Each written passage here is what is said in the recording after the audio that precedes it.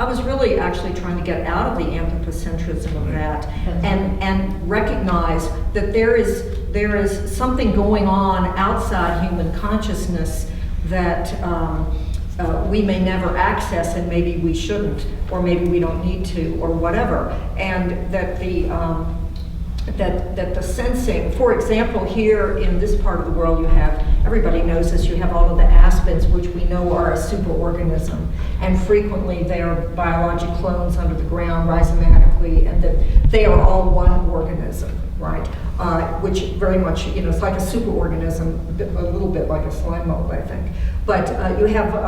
other examples where, on a bioregional scale, the plants are up to stuff that we can't sense because we are top-down organized biologically, and we, even our instrumentation tends to be at the human scale. And when you need to try to sense something at some other scale, and this is of course the challenge of climate, and the challenge to artists and all human perception is that because we